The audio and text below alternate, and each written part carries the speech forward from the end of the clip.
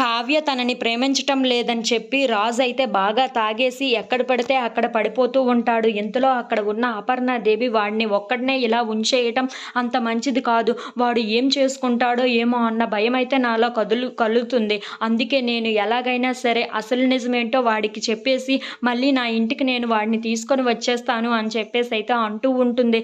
ఆ మాటలు వినగానే అక్కడ ఉన్న కావ్య ఇంట్లో ఉన్న వాళ్ళందరూ అయితే ఒక్కసారిగా షాక్ అయిపోతూ ఉంటారు. ఇంతలో అక్కడ ఉన్న అపర్ణాదేవి మాత్రం వాళ్ళ మధ్యన ఉంచడం నాకు ఇష్టం లేదు.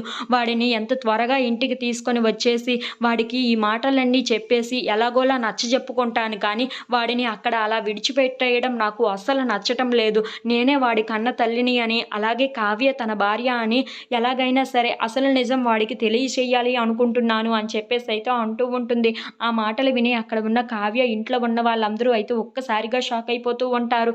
ఇంతలో అక్కడ ఉన్న అపర్ణాదేవి మాత్రం అవును వాడికి అసలు నిజమేంటో తెలియజేసి వాడిని ఎలాగో నచ్చజెప్పుకొని ఇంట్లో ఉంచొచ్చు కానీ వాడు ఇప్పుడు ఏమైపోతాడో ఎలా ఉంటాడో ఏంటో అర్థం కావటం లేదు. అలా భయంగా ఉండటం నా వలన కాదు.